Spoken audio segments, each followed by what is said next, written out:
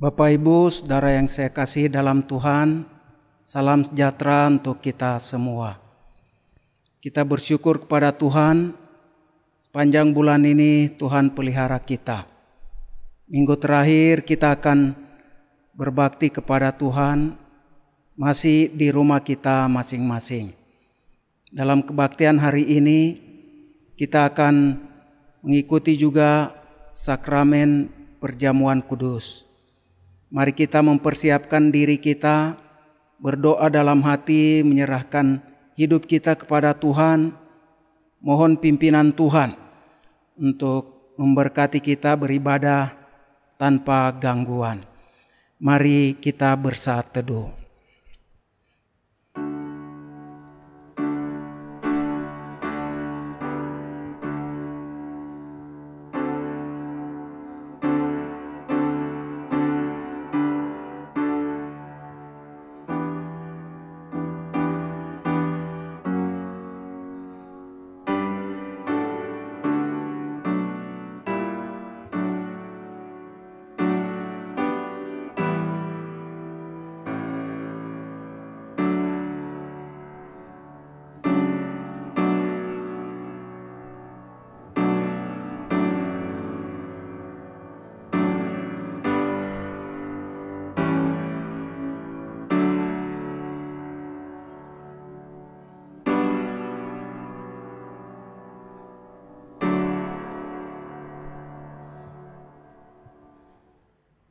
Amin. Jemaat Tuhan, mari kita berdiri. Kita akan membuka kebaktian kita hari ini. Pilihlah pada hari ini kepada siapa kamu akan beribadah. Aku dan seisi rumahku, kami akan beribadah kepada Tuhan. Anak-anak cucu akan beribadah kepadanya dan akan menceritakan tentang Tuhan kepada angkatan yang akan datang. Janganlah kita menjauhkan diri dari pertemuan-pertemuan ibadah kita seperti dibiasakan oleh beberapa orang. Tetapi marilah kita saling menasihati dan semakin giat melakukannya menjelang hari Tuhan yang dekat. Votum pertolongan kita adalah dalam nama Tuhan yang menjadikan langit dan bumi. Salam, kasih karunia menyertai kamu dan damai sejahtera dari Allah Bapa kita dan dari Tuhan Yesus Kristus. Amin.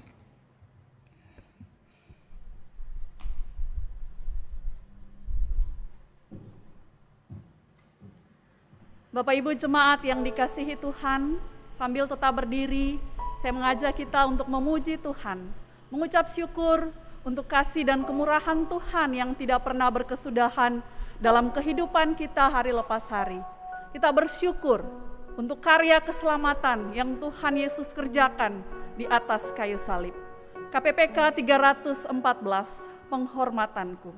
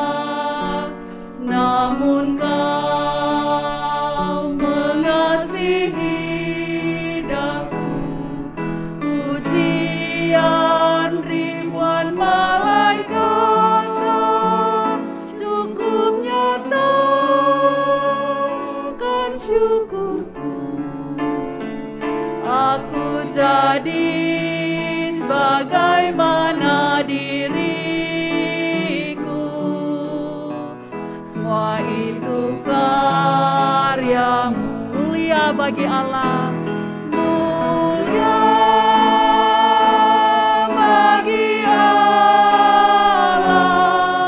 mulia bagi Allah, mulia bagi Allah untuk semua karyamu.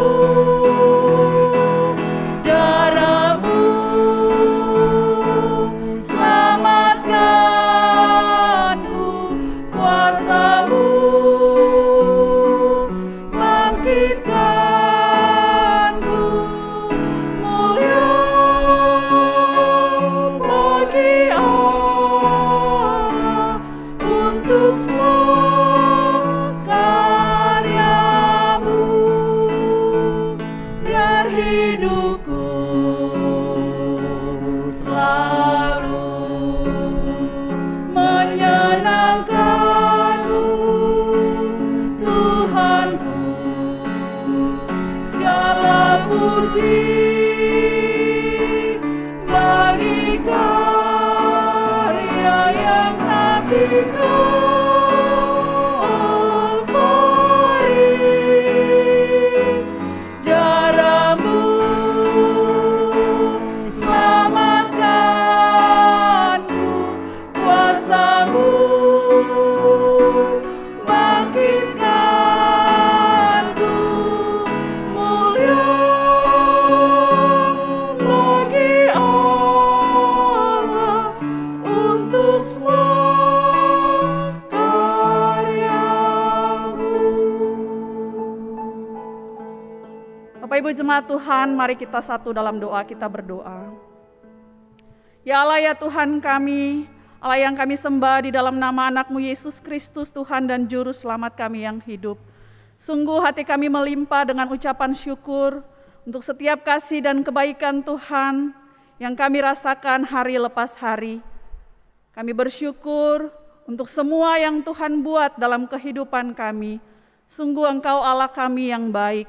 Terima kasih Tuhan, di sepanjang bulan ini, bahkan di sepanjang minggu ini Tuhan, Engkau terus menguatkan kami, memimpin dan menyertai kami dalam setiap tugas dan pekerjaan kami, dalam setiap pelayanan-pelayanan yang Tuhan percayakan dalam kehidupan kami. Terima kasih Tuhan untuk semuanya. Kami juga bersyukur ketika kami mengingat akan karya terbesar yang Tuhan kerjakan di atas kayu salib, menyelamatkan kami yang berdosa ini. Terima kasih Tuhan. Ajari kami untuk terus memandang kepada Tuhan. Ajari kami untuk terus mengandalkan Tuhan. Ajari kami terus untuk bergantung sepenuhnya hanya kepada Tuhan. Terima kasih Tuhan, kami bersyukur di hari ini Tuhan boleh berikan kesempatan bagi kami untuk beribadah, memuji dan menyembah Tuhan. Engkau pimpin Tuhan, Engkau sertai ibadah ini dari awal sampai pada akhirnya. Biarlah segala sesuatu yang kami lakukan, puji-pujian kami, menyenangkan hati Tuhan. Bahkan ketika kami mendengarkan kebenaran firman Tuhan, kami semua dikuatkan dan kami dimampukan untuk melakukannya. Demi nama Tuhan Yesus Kristus, kami berdoa dan mengucap syukur. Amin. Bapak Ibu jemaat dipersilakan duduk kembali dan kita memuji Tuhan dari KPPK 33 bait yang pertama dan kedua. Kristus Tuhan, Raja dunia.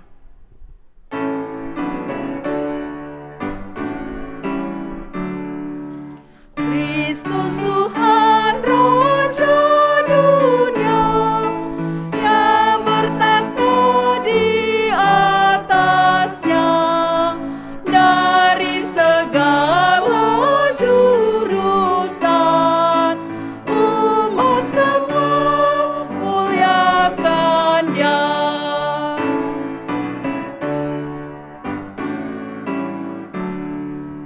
Bangsa-bangsa, raja-raja, serta umat di dunia, mari datang menyembah Dia, sembah sujud hadapannya.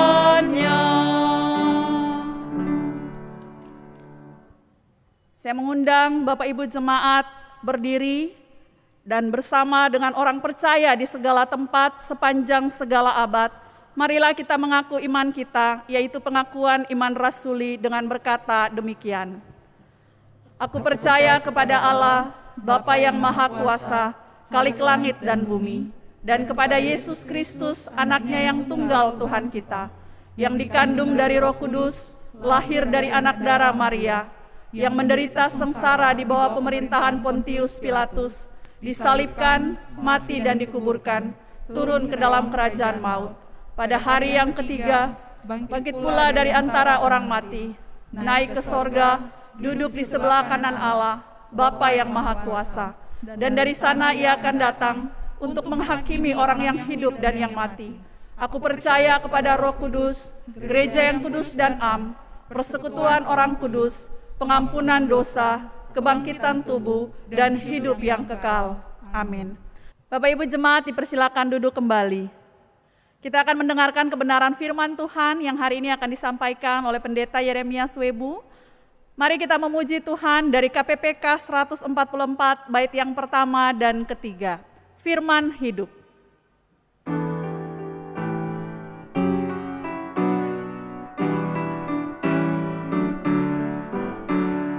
Firman halik semesta, ajaib firman hidup yang mengasuh makhluknya, ajaib firman hidup, bimbingannya tepat bagi orang sesat.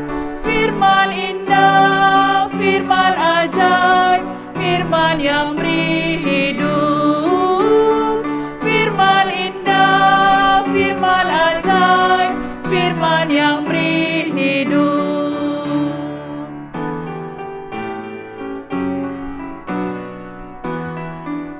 Beritakanlah Injilnya, beritakanlah Injilnya, ajaib firman hidup yang beri damai sentosa, ajaib firman hidup.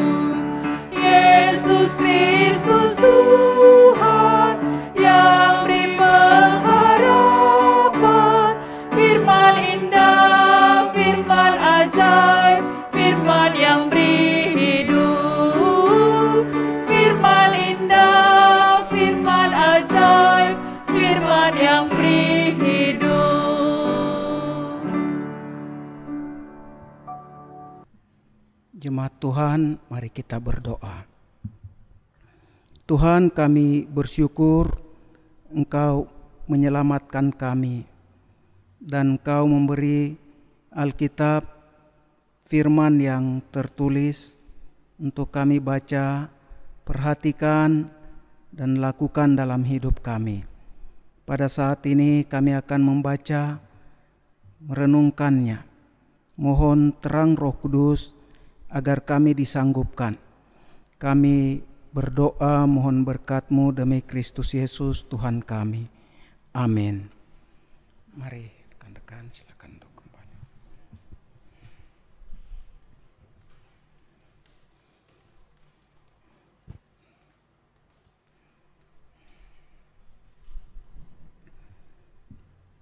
Bapak Ibu Saudara yang saya kasih dalam Tuhan, hari ini saya akan lanjut anti vaksin dan anti Kristus. Saya usahakan bisa jelaskan pengertian mendasar ini dengan contoh-contoh dan merampungkannya untuk kita, walaupun ada bagian yang kita akan lanjut dalam khotbah berikut. Saya baca untuk kita Matius 26 ayat 69 sampai 75. Kejadian ini, peristiwa yang kita akan baca ini terjadi setelah murid-murid makan, minum di meja perjamuan. Di sana mereka berjanji tidak akan menyangkal guru dan Tuhannya. Petrus terlebih-lebih, tapi murid-murid yang lain juga demikian. Mari kita memperhatikan Matius 26 ayat 69 sampai 75. Sementara itu Petrus duduk di luar halaman, maka datanglah seorang hamba perempuan kepadanya, katanya, "Engkau juga selalu bersama-sama dengan Yesus orang Galilea itu." Tetapi ia menyangkalnya di depan semua orang, katanya, "Aku tidak tahu apa yang engkau maksud." Ketika ia pergi ke pintu gerbang, seorang hamba lain melihat dia dan berkata kepada orang-orang yang ada di situ, "Orang ini bersama-sama dengan Yesus orang Nazaret itu." Dan ia menyangkalnya pula dengan bersumpah, "Aku tidak kenal orang itu." Tidak lama kemudian orang-orang yang ada di situ datang kepada Petrus dan berkata, "Pasti engkau juga salah seorang dari mereka. Itu nyata dari bahasamu." Maka mulailah Petrus mengutuk dan bersumpah, "Aku tidak kenal orang itu." Dan saat itu berkokoklah ayam. Maka teringatlah Petrus akan apa yang dikatakan Yesus kepadanya. Sebelum ayam berkokok, engkau telah menyangkal aku 3 kali. Lalu ia pergi keluar dan menangis dengan sedihnya. Bapak, Ibu, Saudara yang saya kasih dalam Tuhan, Antikristus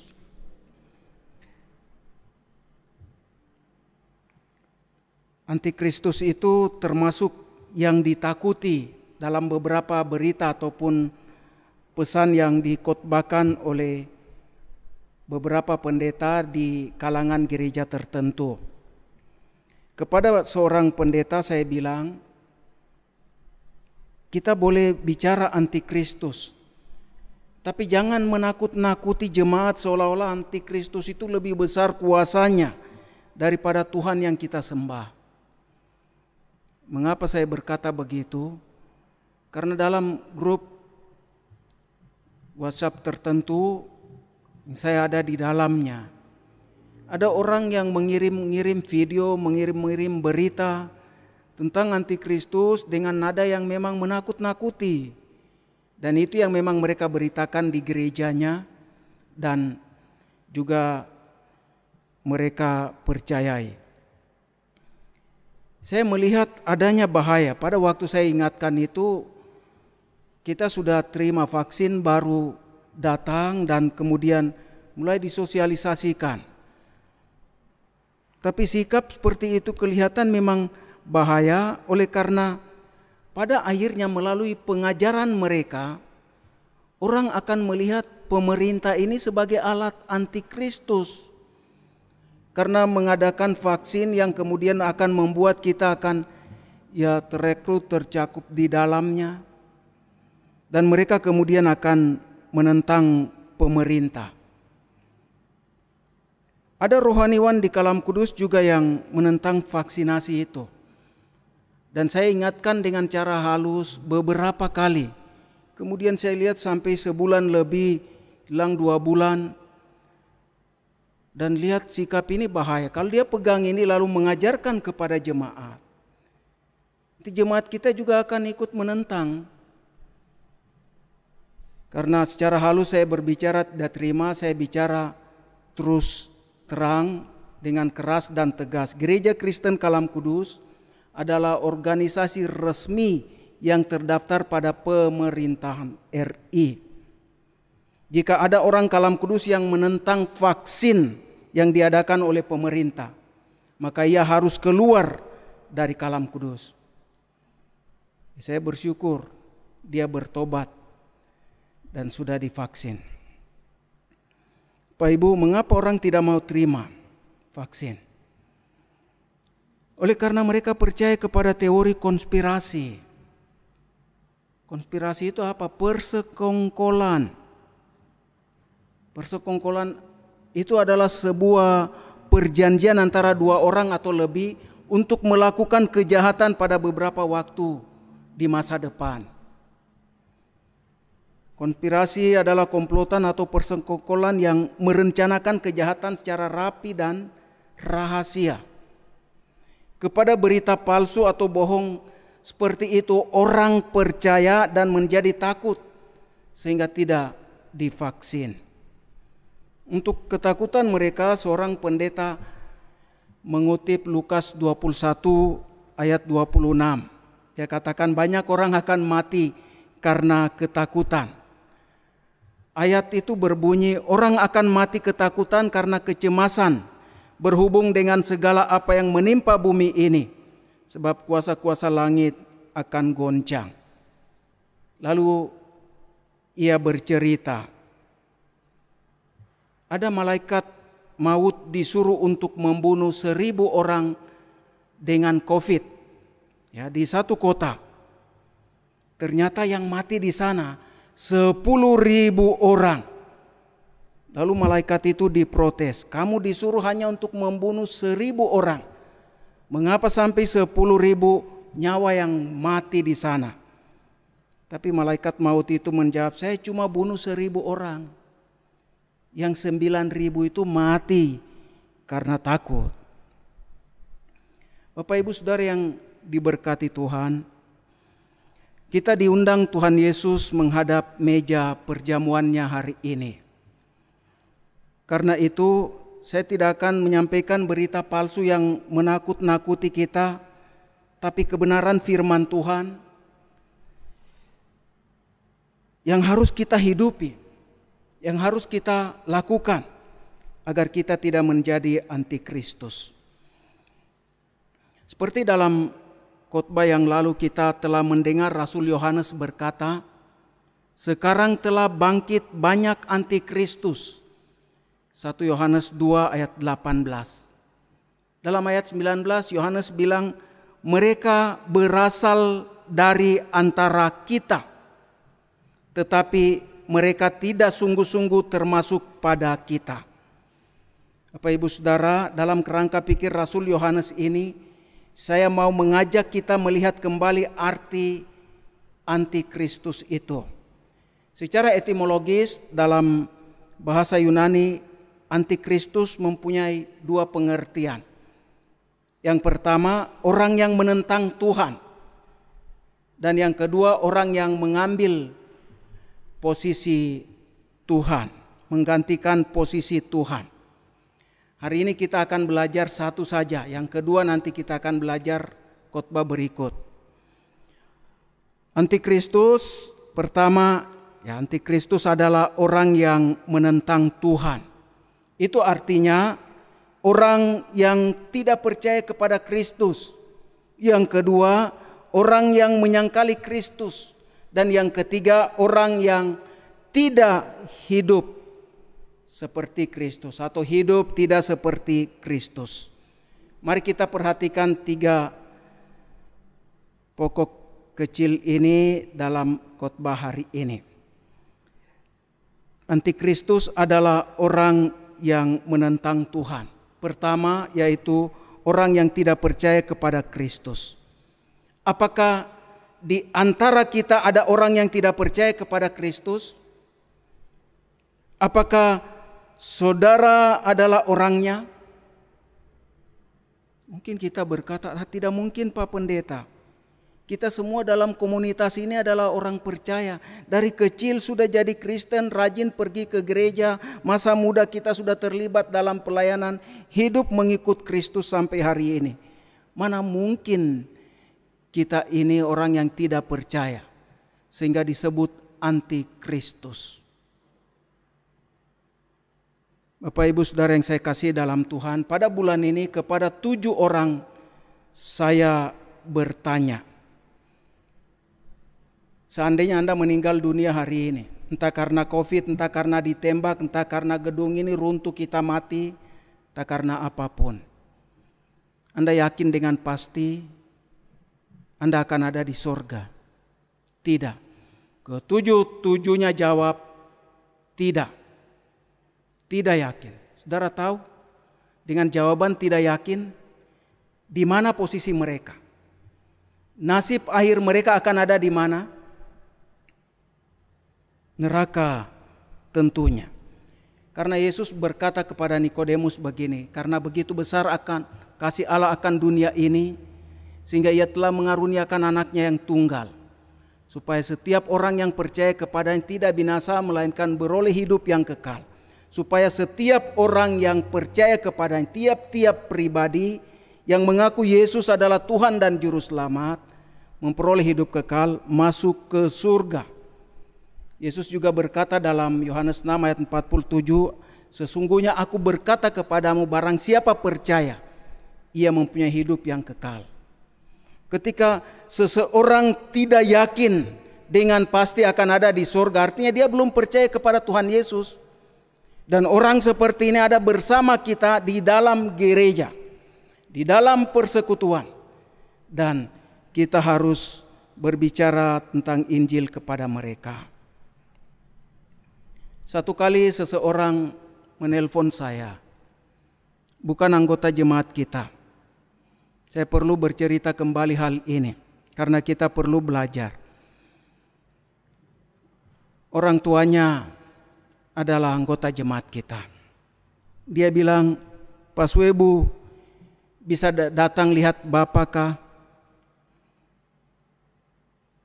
Dilihat dari kondisinya, mestinya dia sudah meninggal. sudah dipanggil Tuhan. Beberapa tahun hanya berbaring saja, tidak bicara. Tapi kenapa ya sampai hari ini belum dipanggil Tuhan? Apakah dia mungkin simpan sesuatu seperti jimat, kuasa gelap atau selainnya? Atau ada dosa yang ia sembunyikan? Bapak Ibu Saudara, saya mengajak Pak Ishak juga Bu Evelyn, kami pergi. Saya memperkenalkan diri, mulai pembicaraan dengan perkenalan. Karena dia berbaring, bisa mendengar, tidak bisa bicara. Dia bisa mengerti apa yang kita ini, dan saya perkenalkan anggota tim kami.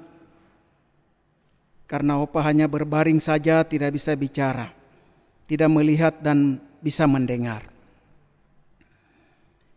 Saya mulai seperti ini. Bapak Ibu Saudara, kita perlu perhatikan hal ini, karena ini harus kita lakukan. Saya bilang, Opa, kita ini sudah menjadi Kristen sejak kecil. Dan sejak masa muda kita sudah melayani Tuhan. Opa dari muda sudah menjadi majelis di gereja. Begitu giat sampai tua. Dengan semua pelayanan yang kita lakukan, kita berharap kita akan masuk surga. Apakah Opa yakin dengan pasti akan ada di surga kalau Tuhan panggil? Bapak Ibu Saudara, dia menggeleng. Hamba-hamba Tuhan yang saya ajak, anaknya juga ada di sana, mereka kaget. Kristen sejak kecil sampai lanjut usia. Belum yakin dengan pasti akan ada di surga kalau meninggalkan dunia ini. Saya bilang, Opa, saya ada kabar baik untuk Opa. Bahwa jalan untuk kita masuk surga sudah disediakan oleh Allah. Itu bukan perbuatan baik kita yang banyak, bukan pelayanan kita yang berapi-api setia, bukan kehidupan kita yang saleh yang membawa kita ke surga. Jalan ke surga hanyalah percaya kepada Yesus Kristus sebagai Tuhan dan Juru Selamat pribadi. Karena Yesus berkata, "Akulah jalan dan kebenaran dan hidup. Tidak ada seorang pun yang datang kepada Bapa kalau tidak melalui aku." Apakah Opa mau percaya dan terima Yesus dalam hatimu sebagai Juru Selamat? Ia mengangguk. Kalau begitu Opa, kita akan berdoa mohon ampun atas segala dosa, kesalahan kita. Kita akan berdoa minta Tuhan Yesus masuk di dalam hati Opa, menjadi Tuhan dan Juru Selamat. Opa mau? Ikuti saya ucapkan kata-kata doa berikut ini. Dan hari itu kemudian Opa menerima Tuhan Yesus sebagai Juru Selamat yang mengampuni dosanya. Tuhan yang menjadi penebus dan Juru Selamatnya. 2-3 hari kemudian Tuhan panggil ia kembali ke rumahnya. Bapak Ibu Saudara yang dikasihi Kristus, beberapa orang di antara kita adalah antikristus. Karena ada yang belum meminta ampun atas dosa-dosamu dan belum meminta Tuhan Yesus masuk ke dalam hati menjadi Tuhan dan Juru Selamat pribadi. Walaupun saudara sudah dibaptis sejak kecil, walaupun sudah pergi ke gereja sejak kecil, ketika tidak meminta Yesus masuk ke dalam hatimu, mengampuni dosamu, menjadi Tuhan dan Juru Selamat, Anda adalah antikristus. Antikristus, Rasul Yohanes bilang, di antara kita, dari antara kita. Jangan berpikir datang dari luar. Hari ini saya akan berdoa untuk saudara yang belum yakin dengan pasti saudara akan ke surga kalau meninggalkan dunia ini. Saudara doakan, persiapkan hatimu untuk menerima Tuhan sebagai Juru Selamat. Hal kedua tentang orang yang menentang Kristus, yaitu orang yang menyangkali Kristus. Yang pertama tadi orang yang tidak percaya Kristus, yang kedua orang yang menyangkali Kristus. Orang yang menyangkali Kristus juga ada di antara kita. Mereka bukan orang luar, mereka bukan orang yang tidak tahu dan tidak pernah mendengar tentang nama Kristus. Petrus adalah salah satu murid Kristus. Ketika menghadapi situasi yang mengancam nyawanya, ia menyangkal Yesus. Kalau kita perhatikan bacaan tadi dalam jawaban Petrus, 3 kali ia katakan begini, "Aku tidak tahu apa yang engkau maksud."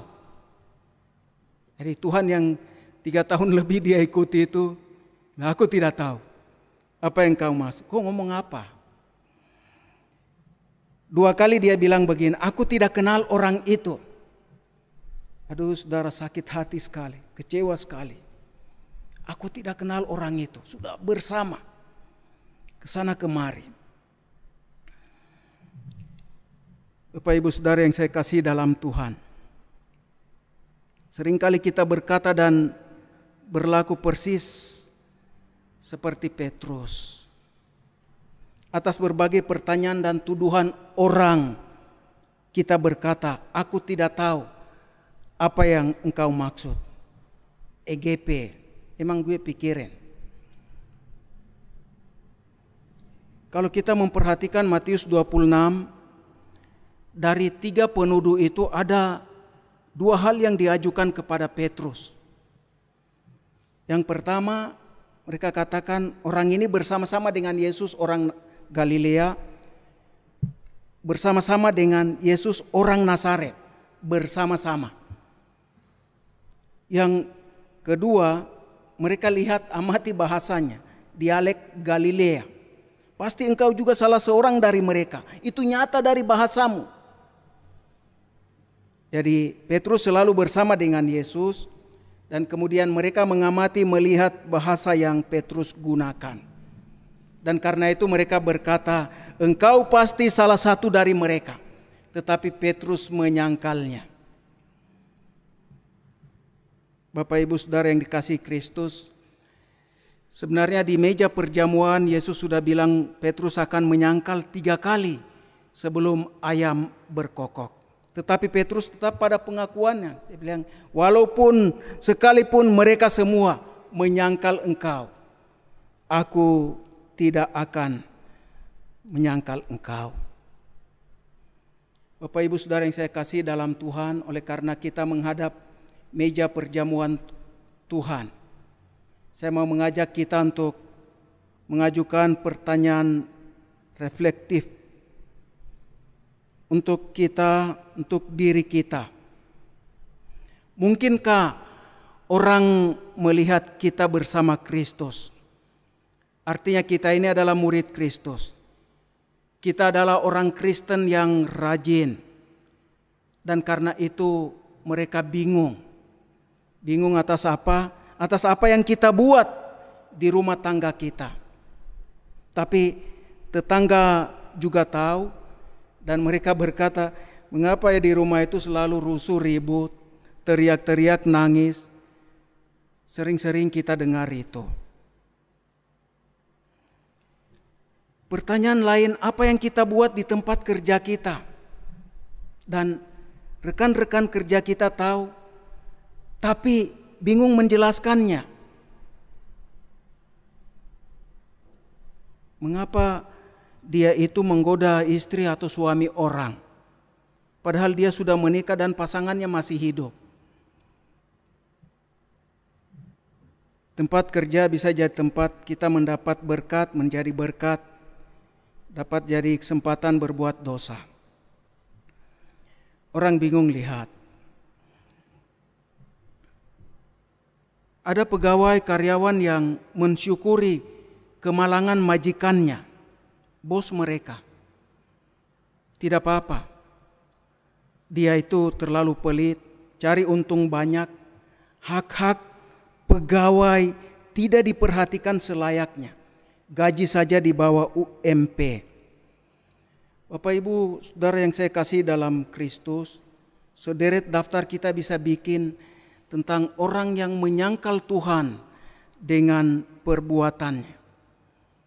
Walaupun ada bersama-sama Kristus. Itu semua adalah bentuk penyangkalan terhadap Kristus secara praksis. Itu termasuk kategori antikristus di tengah-tengah kita. Dalam pengajarannya, Yesus berkata kepada murid-muridnya, "Tapi barang siapa menyangkal aku di depan manusia, aku juga akan menyangkalnya di depan Bapa-Ku yang di sorga." Matius 10 ayat 33. Mari kita perhatikan hidup kita setelah kita terima roti dan anggur dan kembali pergi dari meja ini. Apakah kita akan meninggalkan Kristus dan menyangkal Dia, melarikan diri dan melakukan apa-apa sesuka hati kita di luar Tuhan? Hal yang ketiga terakhir, orang yang menentang Tuhan itu orang yang hidup tidak seperti Kristus. Orang yang hidup tidak seperti Kristus. Kalau kita bertanya apa yang Yesus katakan dan lakukan selama Ia di dunia, Ia memberitakan Injil dari desa ke desa, dari kota ke kota. Ia menyatakan belas kasihannya kepada orang-orang yang lelah dan terlantar. Ia memberi mereka makan, memberi mereka minum. Ia menyembuhkan mereka yang sakit. Ia membangkitkan orang mati, Ia mengunjungi dan menumpang di rumah orang berdosa, makan minum bersama mereka dan membawa mereka keluar dari dosa, meninggalkan kehidupan yang berdosa dan percaya kepadanya. Bapak Ibu Saudara yang saya kasih dalam Tuhan, kalau sampai hari ini kita tidak memberitakan Injil kepada orang-orang berdosa yang dengannya kita bergaul, apakah kita antikristus?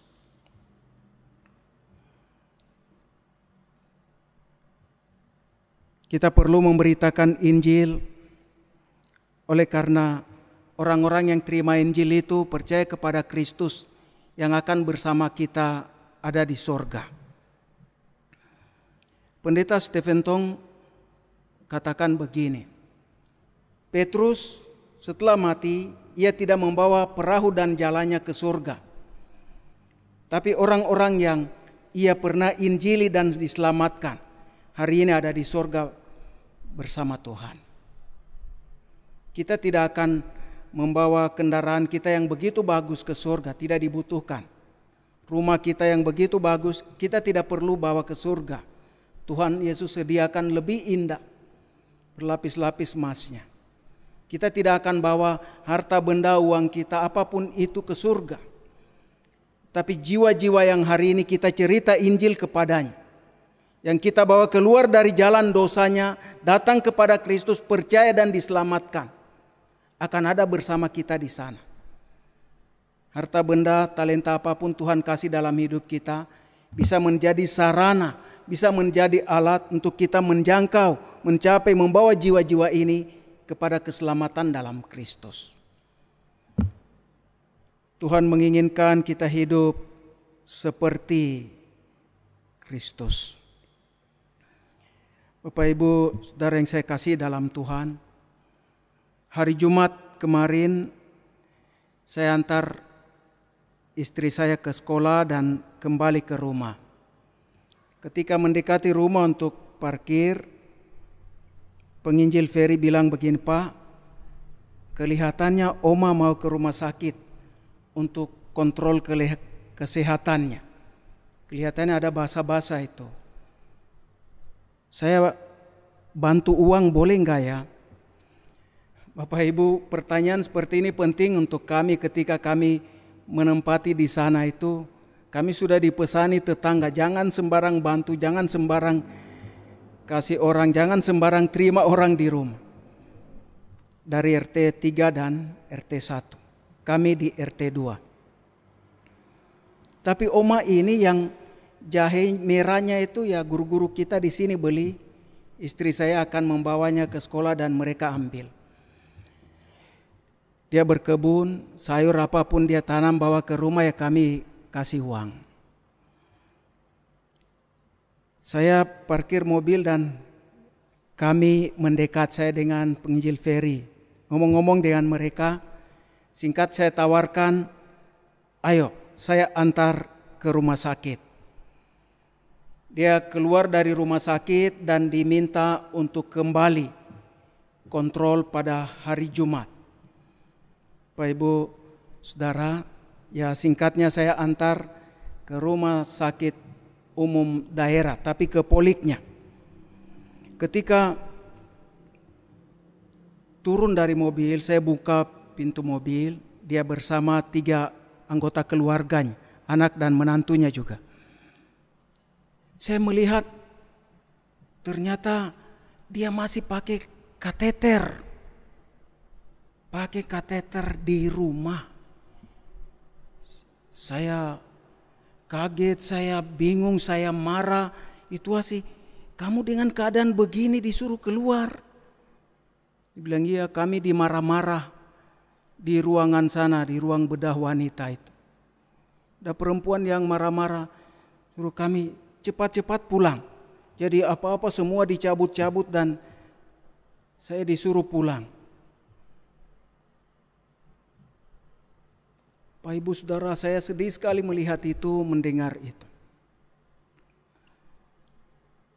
Bedah besar, belak dari atas ini sampai ke bawah. 3 hari saja di rumah sakit. Saya lihat kemarin masih basah, pakaian masih basah ini. Kateter dia pegang ketika turun dari mobil.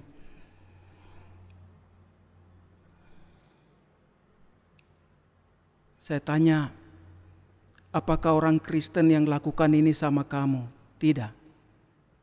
Bukan orang Kristen. Dari mana kamu tahu? Dari pakaiannya. Pak Ibu Saudara, orang melihat kita, mengamati kita. Tutur kata kita, perbuatan kita, hidup kita, busana kita. Mereka baca. Mereka lihat ini orang Kristen atau bukan. Dan memang yang melakukan itu bukan orang Kristen. Tapi saya mau katakan jika itu seorang Kristen yang lakukan, saya pastikan dia adalah anti-Kristus. Karena tidak hidup seperti Kristus. Kristus ketika hidup di dunia menerima orang berdosa, melayani mereka, menyembuhkan orang sakit, membangkitkan orang mati, memberi makan yang lapar, menghiburkan yang berduka. Itu pelayanan seorang Kristen meneladani Kristus Yesus. Saya mau mengakhiri khotbah ini dengan membaca Matius 25, apa yang Tuhan Yesus lakukan waktu penghakiman terakhir. Matius 25 ayat 31. Apabila Anak Manusia datang dalam kemuliaannya dan semua malaikat bersama-sama dengan Dia, maka Ia akan bersemayam di atas takhta kemuliaannya. Lalu semua bangsa akan dikumpulkan di hadapannya dan Ia akan memisahkan mereka seorang daripada seorang, sama seperti gembala memisahkan domba dari kambing. Dan Ia akan menempatkan domba-domba di sebelah kanannya dan kambing-kambing di sebelah kirinya. Dan Raja itu akan berkata kepada mereka yang di sebelah kanannya, "Mari, hai kamu yang diberkati oleh Bapa-Ku, terimalah kerajaan yang telah disediakan bagimu sejak dunia dijadikan. Sebab ketika aku lapar, kamu memberi aku makan. Ketika aku haus, kamu memberi aku minum. Ketika aku seorang asing, kamu memberi aku tumpangan. Ketika aku telanjang, kamu memberi aku pakaian. Ketika aku sakit, kamu melawat aku. Ketika aku di dalam penjara, kamu mengunjungi aku."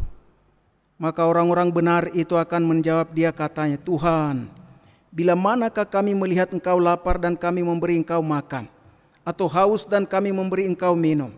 Bila manakah kami melihat Engkau sebagai orang asing dan kami memberi Engkau tumpangan, atau telanjang dan kami memberi Engkau pakaian? Bila manakah kami melihat Engkau sakit atau dalam penjara dan kami mengunjungi Engkau?" Dan Raja itu akan menjawab mereka, "Aku berkata kepadamu, sesungguhnya segala sesuatu yang kamu lakukan untuk salah seorang dari saudaraku yang paling hina ini, kamu telah melakukannya untuk aku." Bapak Ibu Saudara, mari kita menjadi orang yang berbahagia. atau diberkati oleh Bapa karena percaya kepada Kristus, tidak menyangkal Kristus dalam kesehari-harian hidup kita, dan kita mau hidup seperti Kristus, berkata, berlaku, melayani seperti Dia. Mari kita akan berdoa.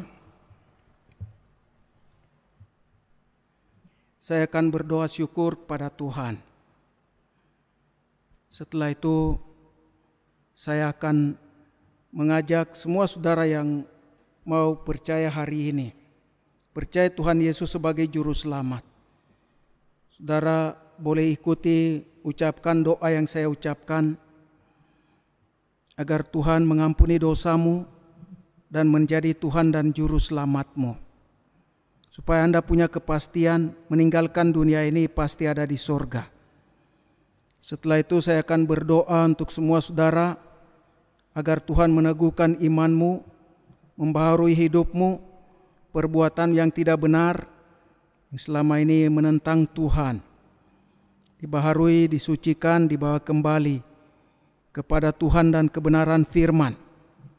Dan terakhir saya akan berdoa untuk persiapan diri hati kita menerima roti dan anggur dalam perjamuan kudus hari ini. Mari kita berdoa. Ya Tuhan, kami bersyukur hari ini firman-Mu sampai kepada kami.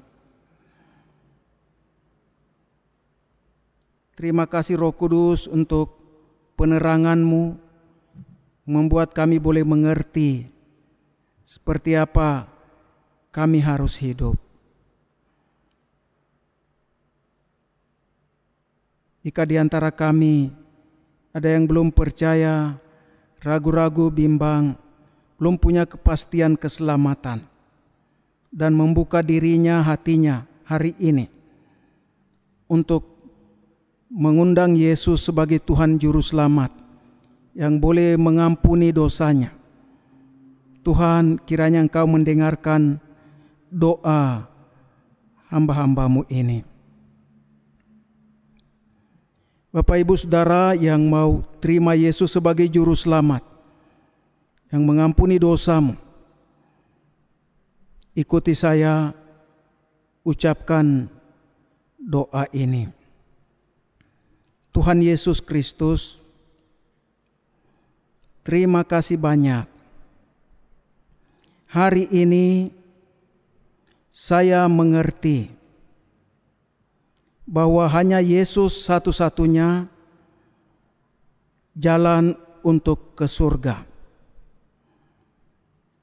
Saya sadar saya orang berdosa dan tidak layak masuk surga.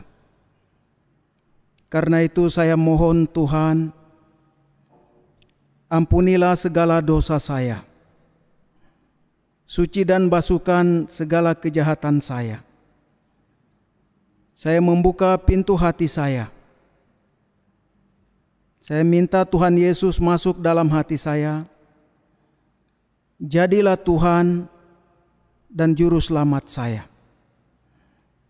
Mulai hari ini, pimpin hidup saya.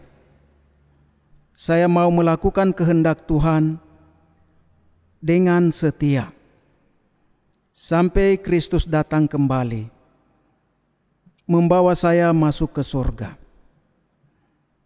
Demi Kristus Yesus, Tuhan dan Juru Selamat saya. Amin. Bapak Ibu, untuk kita semua saya akan berdoa untuk pembaharuan hidup kita. Masing-masing kita bawa diri kepada Tuhan. Jika kita selama ini menyangkal Tuhan melalui kata-kata kita, hidup kita, perbuatan kita, akui kepada Tuhan, mohon pengampunan dari Tuhan, pembaharuan oleh kuasa kerja Allah Roh Kudus, sehingga kita disempurnakan untuk bertumbuh semakin serupa dengan Kristus. Ya Tuhan, ini hamba-hamba-Mu yang membuka diri hatinya kepadamu hari ini. Engkau menilik betapa mereka berduka cita karena kesalahan, kejahatan, dosa yang selama ini mereka perbuat. Mohon Tuhan, ampunilah, sucikanlah, basuhlah dengan darah-Mu yang kudus, agar kami sekalian layak menjadi anak-anak-Mu, yang boleh Engkau berkenan melakukan kehendak-Mu dalam hidup kami, memberitakan Injil kasih karunia demi keselamatan jiwa-jiwa, berbuat kebaikan, menunjukkan kehidupan yang saleh, dan memimpin banyak orang datang untuk berjumpa dengan Tuhan Yesus sebagai juru selamat. Hidup kami yang sekali dan sementara ini kami persembahkan kepadamu. Tolong Tuhan, apa yang baik yang bisa kami buat di tengah-tengah keluarga, memperbaiki hubungan rumah tangga, suami istri, membangun komunikasi yang baik, orang tua dengan anak. Tuhan, kasih setia-Mu menopang, memelihara. Engkau membalut hati kami yang terluka, Kau membalur kami, hati kami yang berdarah-darah, dengan kasih suci-Mu. Engkau membaharui hidup kami, mengampuni dan membawa kami kembali kepadamu, kembali satu kepada yang lain, berdamai dalam kasih dan kebaikan Tuhan. Engkau kiranya memberkati dan menjamah kami sebagai alat-Mu di tengah-tengah tempat kami bekerja, dalam profesi apapun Tuhan, di rumah, di luar rumah, di tempat kerja secara tetap ataupun kami belum punya pekerjaan secara tetap. Hadirkan kami sebagai alat kesaksian di tengah dunia, bukan mempermalukan nama Tuhan, tapi memuliakan Engkau ya Tuhan. Kasih setia-Mu menopang dan memelihara setiap hamba-Mu yang setia berseru kepada nama Tuhan, yang mengandalkan Tuhan untuk setiap apa yang mereka perbuat. Tuhan kiranya menghadapkan wajah-Mu, menyinari jalan hidup mereka dengan berkat-berkat, pengasihan yang tidak berkesudahan dari Tuhan terus menerus Engkau nyatakan, agar setiap hamba-hamba-Mu ini boleh menjadi berkat di tengah dunia ini, di kota Jayapura ini. Kami bersyukur kepada-Mu Tuhan, karena Engkau membawa kami kepada meja perjamuan Tuhan. Kami mohon, bukakan hati kami, pikiran kami, ingat-ingatan kami kepada apa yang telah Kristus perbuat, pengorbanan-Mu yang besar karena kasih. Engkau merelakan diri-Mu, tubuh-Mu dipecah-pecah, dihancurkan, darah-Mu ditumpahkan, semua demi keampunan dosa kami. Kami bersyukur Tuhan, memenuhi undangan manis, datang untuk menerima roti dan anggur, lambang tubuh dan darah-Mu. Tuhan, berkati dan teguhkan kami. Kepadamu syukur doa kami sampaikan. Demi Kristus Yesus, Juru Selamat dan Tuhan kami. Amin. Bapak Ibu Saudara yang saya kasih dalam Tuhan, kita akan menyanyi pengharapanku hanya Yesus saja. Setelah itu kita akan menyelenggarakan sakramen perjamuan kudus. Saya persilakan pelayan majelis untuk mempersiapkan meja. Mari kita menyanyi pengharapanku hanya Yesus saja.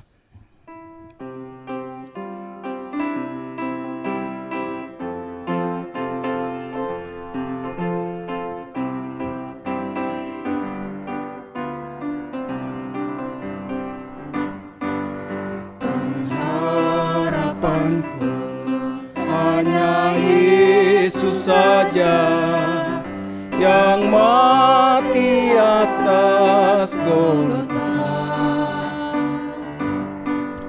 Dia gembala jiwaku yang sungguh, Yesus harapan jiwaku.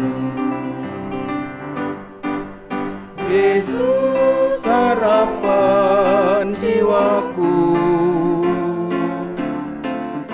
Yesus menebus dosaku. Dia pohon selamat dan kemenanganku. Yesus dia harapanku. Saya minta mic.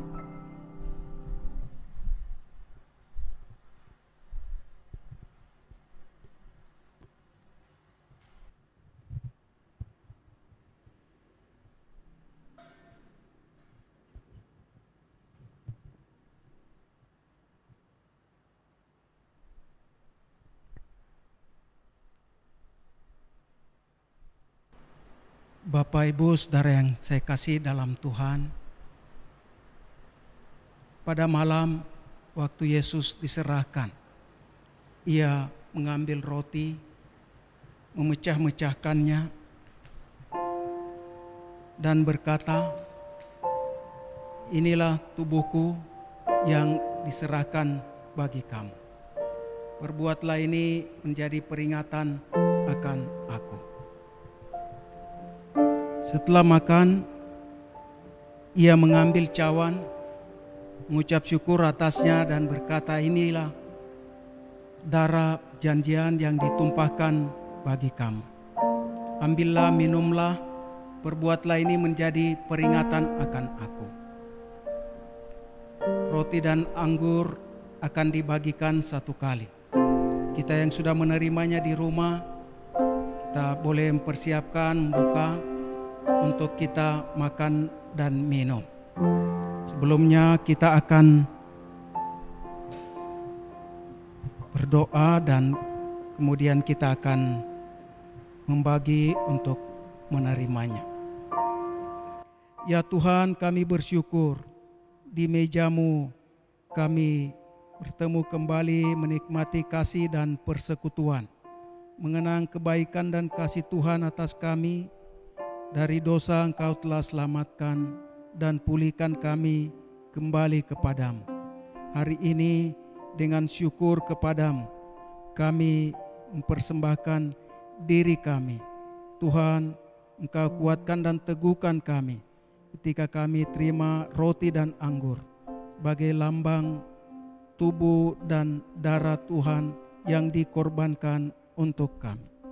Demi Kristus Yesus, Juru Selamat kami yang hidup. Amin.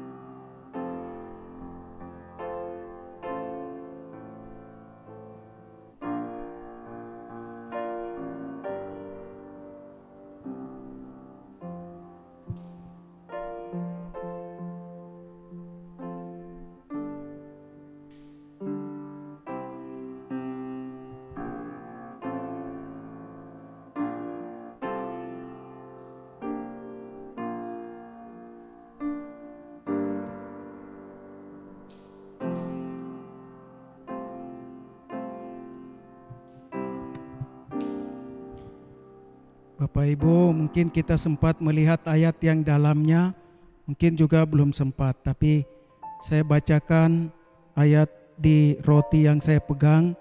Karena itu sadarlah dan bertobatlah supaya dosamu dihapuskan. Kisah Rasul 3 ayat 19. Mari kita mengarahkan hati kepada Tuhan Yesus Kristus yang telah mengorbankan dirinya untuk kita.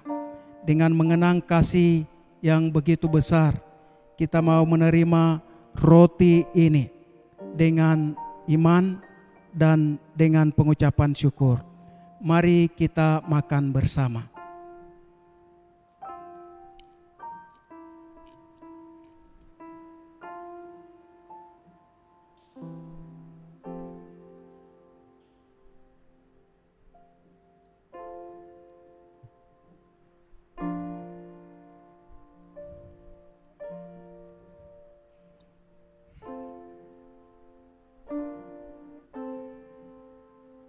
Mari kita angkat cawan.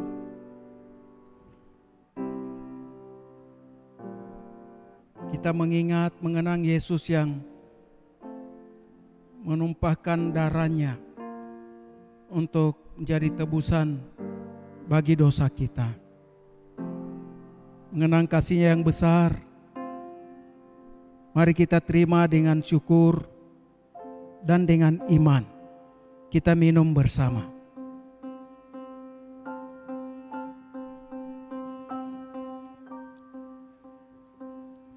Mari kita berdoa. Tuhan, kami bersyukur di meja-Mu Engkau sekali lagi meneguhkan kami. Dari hari ini ke depan Engkau terus memakai kami untuk memberitakan tentang kematian Tuhan sampai Engkau datang kembali. Beri kuat kuasa-Mu ketika kami menghadapi tantangan, pencobaan, ujian dalam bentuk apapun atas hidup kami.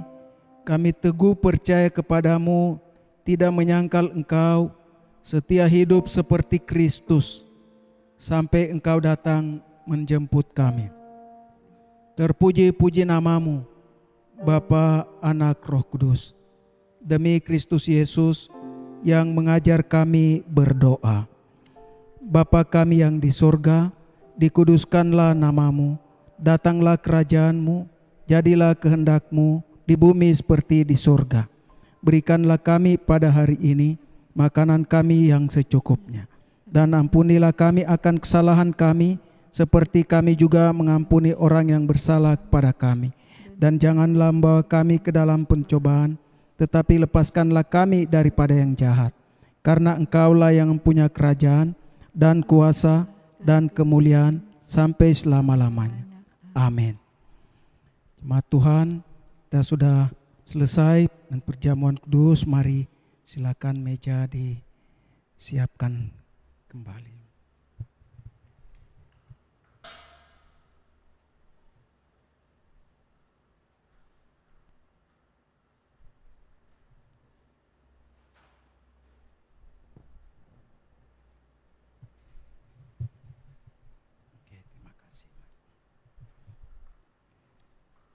Demikian firman Tuhan dan juga sakramen perjamuan kudus untuk hari ini. Kita akan mengakhiri kebaktian kita akan menyanyi doksologi. Mari kita muliakan Tuhan.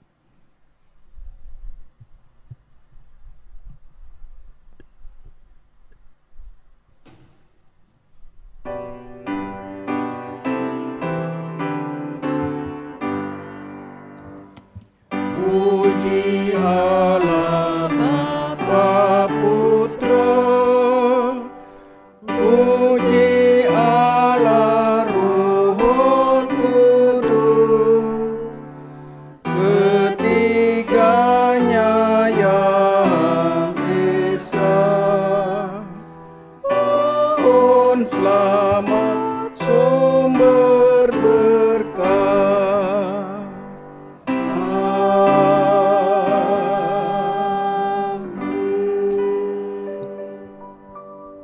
Kekasih-kasih Kristus, arahkan hatimu kepada Tuhan, sumber segala berkat, percaya kepadanya. Dengan segenap hati, jiwa, akal, budimu, kasihilah Dia sepanjang umur hidupmu. Jangan menyangkal Dia dalam hidupmu hari-hari, ikuti teladani dia dalam perkataan perbuatanmu, sehingga kau menjadi alat berkat untuk kemuliaannya. Terimalah berkat Tuhan, kiranya Tuhan memberkati engkau dan melindungi engkau. Tuhan menyinari engkau dengan wajah-Nya dan memberi engkau kasih karunia. Tuhan menghadapkan wajah-Nya kepadamu dan memberi engkau damai sejahtera. Amin.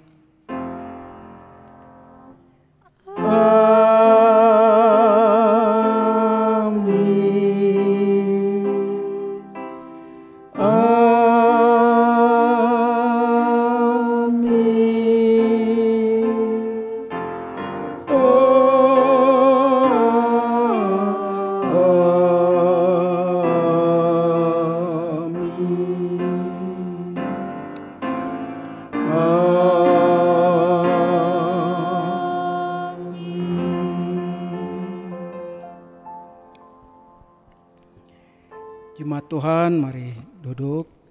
Saya akan berikan pengumuman. Yang pertama, ketika ruang multimedia sudah diselesaikan, peralatan di dalamnya mungkin sudah diadakan. Kita masih belum beribadah. Kita lihat berapa lama ruangan ini akan dikerjakan. Tapi kita belum beribadah, kita lihat coba selesai PON, karena PON baru mulai sedang berjalan. Setelah selesai PON, kita lihat kalau tidak ada angka yang terpapar COVID meningkat misalnya, kita pasti rasa ini aman. Pada waktu itu kita akan mengadakan kebaktian secara on-site di gereja dan juga online. Seperti saat ini online tetap akan berlanjut. Pada waktu kita mulai kebaktian on-site, kita akan membukanya untuk 2 saja dulu, pada waktu 6:30 pagi dan jam 9. Jam 11 belum. Kita akan lihat kalau jumlah yang mau beribadah di gereja banyak, kita akan membuka lagi yang ketiga, supaya tidak terlalu menumpuk. Itu keadaan kita tetap berhati-hati, menjaga diri, juga menaati protokol kesehatan. Hal yang kedua, terima kasih banyak untuk persembahan yang Bapak Ibu berikan khusus untuk pengadaan ruang multimedia dan juga untuk pembelian peralatan. Cukup besar di masa pandemi begini meminta jemaat untuk memberi lagi sesuatu yang sebenarnya berat. Tapi kita memerlukan pelayanan yang terbaik, peralatan yang bagus, supaya tanpa ada gangguan, pelayanan walaupun kita terima di rumah, kita bisa mengikuti kebaktian dengan baik. Untuk itu, jika kita masih mau memberi, mari Bapak Ibu kita ikut ambil bagian bersama untuk memberikan persembahan secara khusus untuk pengadaan ruang multimedia dan juga untuk peralatannya. Kalau kita mentransfer ke nomor rekening gereja, ya di nomor BCA 8140363678. Kalau jumlah uang misal kita transfer 100 ribu misalnya, untuk 3 angka di belakang kita tulis 100, jadi tidak 00 semua. Angka 100 di belakang, bendahara akan tahu ini untuk pengadaan ruang multimedia dan juga peralatan yang diperlukan. Ini informasi kedua dalam Warta Jemaat hari ini. Yang terakhir, pada tanggal 9 Oktober akan dilaksanakan peneguhan nikah atas Saudara Willy dan Saudari Desi. Jemaat Tuhan dapat mendoakan, beri pertimbangan, pelayanan akan saya layani. Demikian informasi untuk kita dalam Warta Jemaat hari ini. Jika ada hal-hal lain yang perlu, kami akan sampaikan secara tertulis. Selamat hari Minggu, Tuhan Yesus memberkati. Kita boleh ambil saat teduh.